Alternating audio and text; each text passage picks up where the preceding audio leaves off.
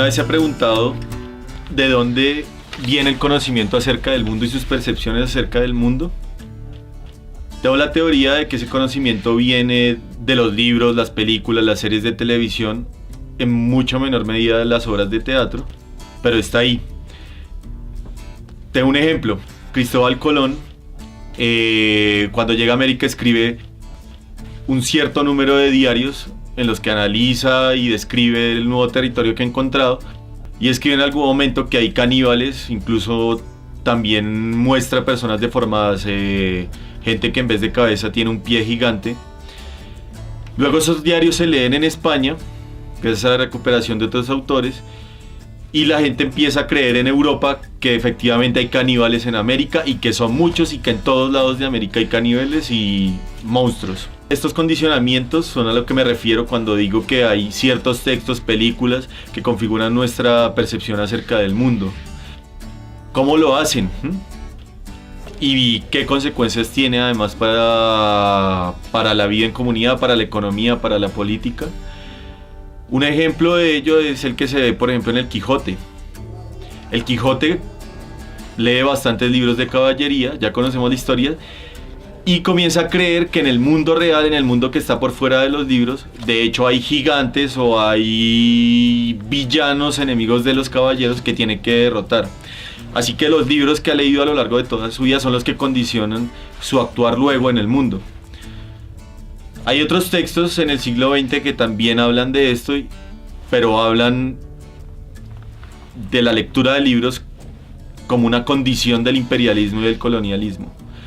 Es decir, cómo los libros, las obras de arte configuran la mirada, por ejemplo, de Europa o de Norteamérica acerca de sus colonias en África, Asia y América. No sé, entonces vemos comúnmente a un chino sabio que tiene un conocimiento espiritual sobre la vida profunda y sobre la filosofía, y que comúnmente usa metáforas acerca de la naturaleza. Y esa es la visión que posiblemente en Europa, incluso nosotros como colombianos, tenemos acerca de Asia. Y eso tiene consecuencias. No sé, por ejemplo, en África hay una infantilización del continente. Todo el continente africano supuestamente es como un niño bobo, además, que debe ser rescatado por un conocimiento racional que está en Europa y que sale de Europa. Hay una metáfora bastante diciente acerca de esta visión de los libros, del arte, de las obras de teatro, del cine, condicionando la manera en que vemos el mundo, y es la del horizonte de expectativas. El horizonte en general, ya no hablemos, digamos, de literatura, es la línea límite a la que llega nuestra percepción. En literatura pasa lo mismo, en cine pasa lo mismo. El horizonte de expectativas es todo ese bagaje cultural que tenemos para analizar el mundo y también para analizar la literatura que vamos a leer después.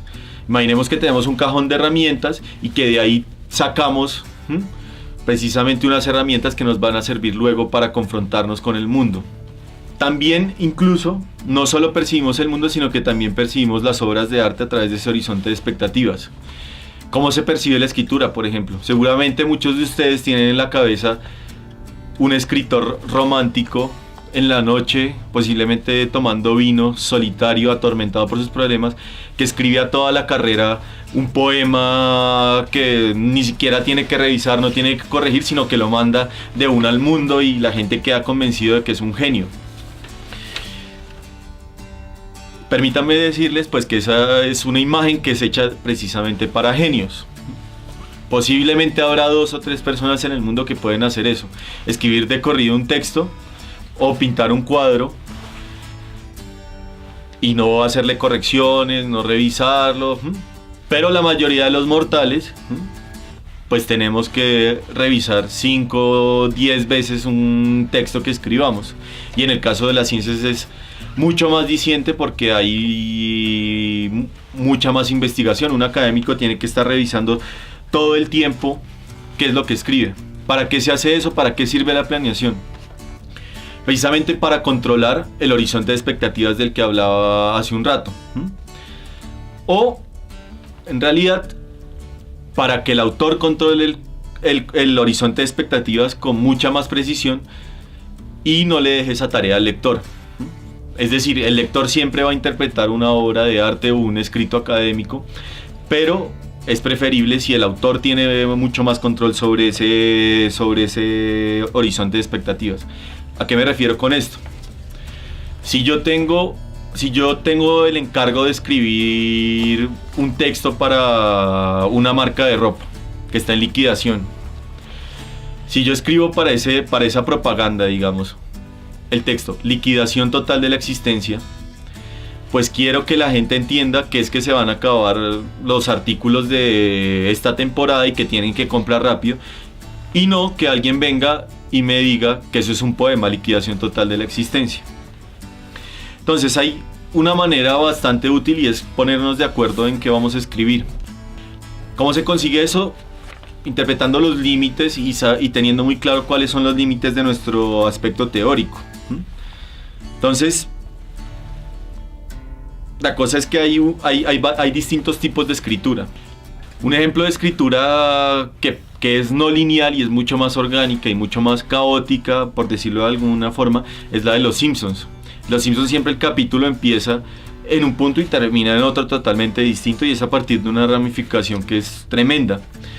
Entonces, hay un capítulo, por ejemplo, en que Otto, el conductor escolar, está aparentemente en la entrega de premios al mejor conductor escolar del distrito, dando un discurso, se despierta y se da cuenta que en realidad está manejando el carro escolar y que van directo a un accidente. El carro escolar deja de funcionar, hay un montón de ramificaciones y el capítulo termina en que Homero es contratado por un festival de rock y hay un cañón que le dispara una bala en el estómago.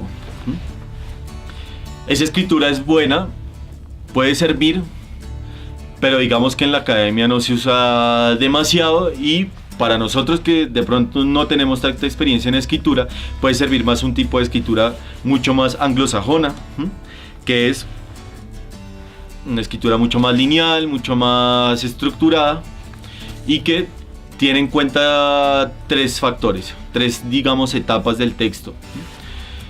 ¿Cuáles son esas etapas? Miremoslo en un cuento, por ejemplo, y que los profesores utilizan mucho, digamos, en la primaria. Inicio, nudo y desenlace. En el inicio se muestra el mundo como está, en el nudo se desarrolla un problema, y en el desenlace esa situación o se desarrolla para bien o para mal. En la investigación, ¿qué pasa en la investigación académica? Tenemos una introducción, un desarrollo del problema y unas conclusiones. Entonces, durante todo ese proceso se delimita el contexto, se delimita el trabajo que se va a realizar. ¿Cómo hacemos esta delimitación? Creo que lo mejor es hacerlo a partir de preguntas. Tomemos el caso nuevamente de Los Simpsons. Quisiera hacer una investigación sobre la visión particular que hay en Los Simpsons de la cultura indígena latinoamericana. ¿Cómo vamos a tratar ese tema? ¿Qué nos interesa de ese capítulo en especial? Podemos preguntarnos. ¿Cómo nos aproximamos a él? ¿Qué pensamos de la política y de la forma de representación que hace este capítulo de la cultura indígena latinoamericana? ¿Qué papel cumple el personaje de Homero en esta representación? ¿A qué libros, películas, series de televisión hace referencia este capítulo?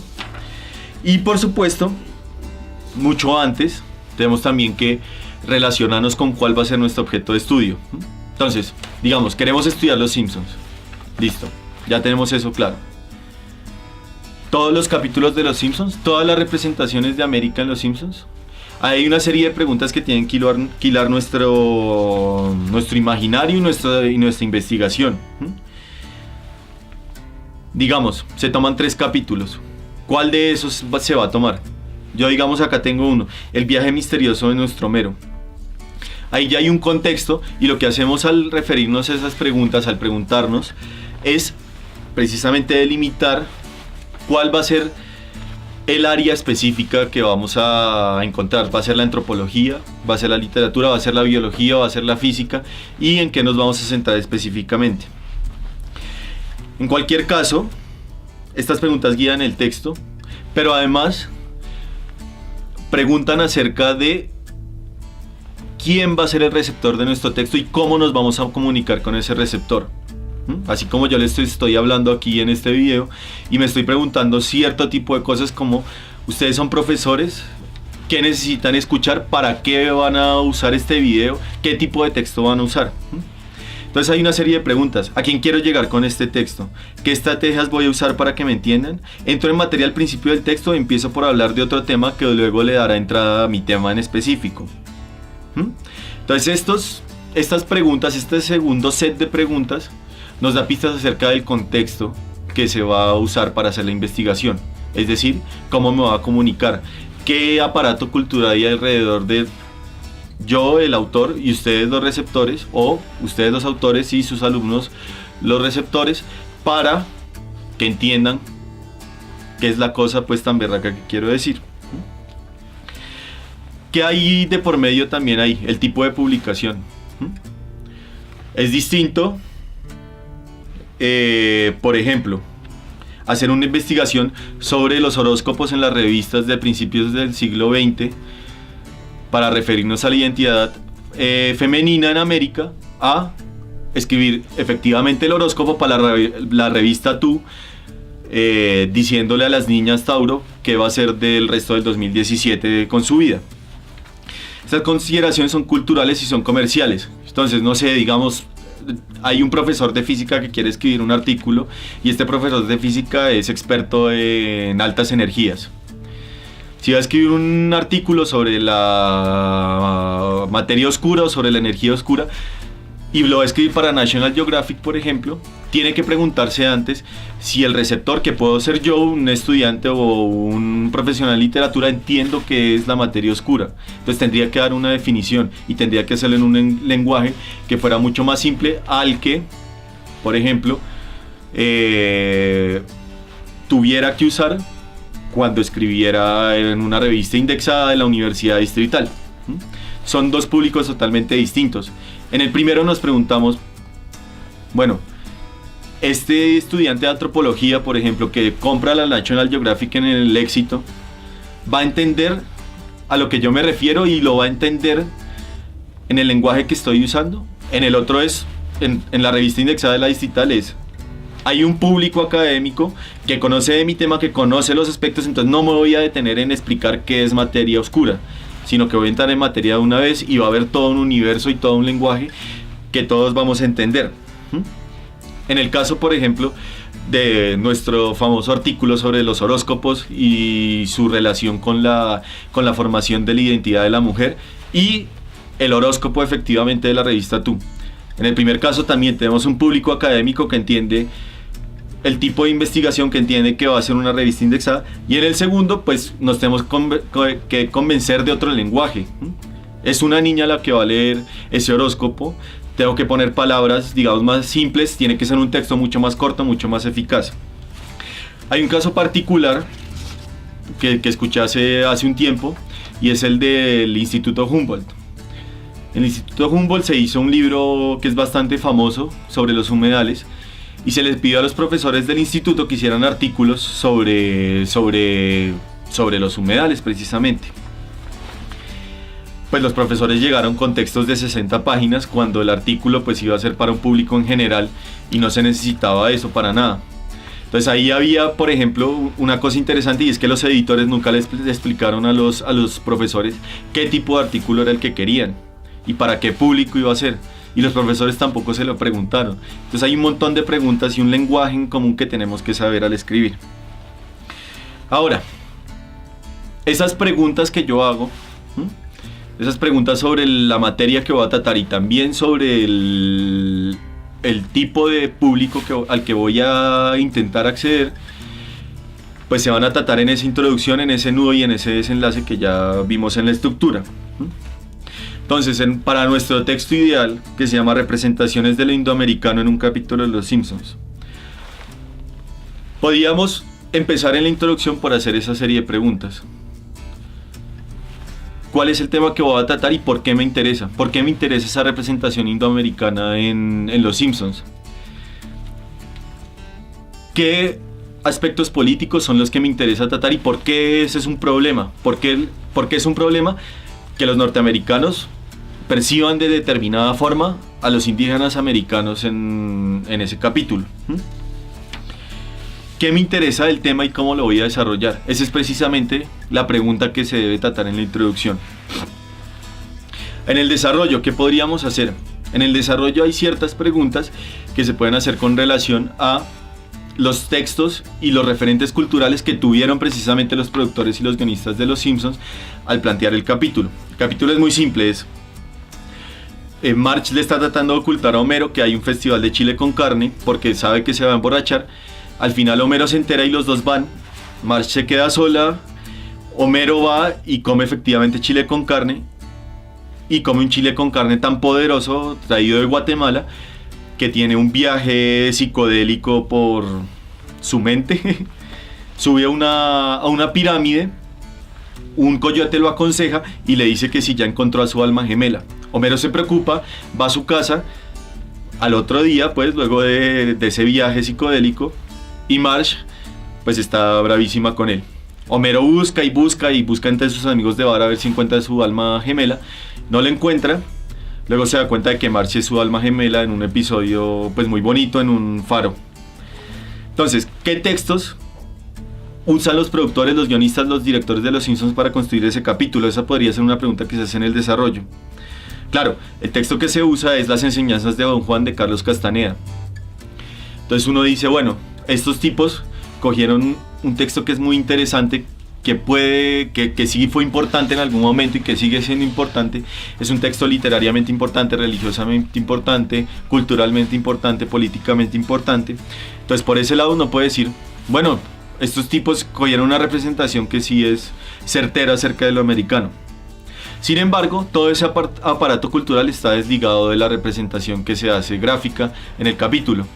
Entonces la pirámide a la que se sube Homero es totalmente esquemática, no tiene características, por ejemplo, aztecas o mayas. Entonces puede ser una pirámide de cualquier cultura indoamericana. Es decir, los norteamericanos están viendo esto como un espacio homogéneo en que hay una cultura total y no están viendo diferencias. Como conclusión, ¿qué se puede decir? Que hay una contradicción. Hay un estudio bien hecho sobre culturas indoamericanas, pero en términos gráficos, en términos del dibujo, en términos de la animación, eso no se refleja. Es así que una pregunta y un solo tema nos pueden ir guiando a través de unas preguntas que nos van sirviendo y que sobre todo se van dando a través del horizonte de expectativas. Entonces, para las preguntas iniciales, ¿cuáles son mis horizontes de expectativas? ¿Por qué me hago estas preguntas? ¿Qué quiero demostrar? ¿Cuál es el horizonte de expectativas de mis lectores, por ejemplo? Esa es la primera pregunta que nos hacemos en la introducción. Luego, en el desarrollo del trabajo, en el desarrollo del tema, nos hacemos otras preguntas. ¿Qué leyeron estos productores, estos guionistas del capítulo de Los Simpsons? ¿Cuál es su horizonte de expectativas para construir tal visión de América? Y luego, en la conclusión, se pueden hacer preguntas más abiertas acerca del horizonte de expectativas. Es decir, dejar el tema planteado. ¿Es este un capítulo, por ejemplo, colonialista de Los Simpsons? Y esa pregunta es el horizonte de expectativas de los lectores y de los investigadores del futuro.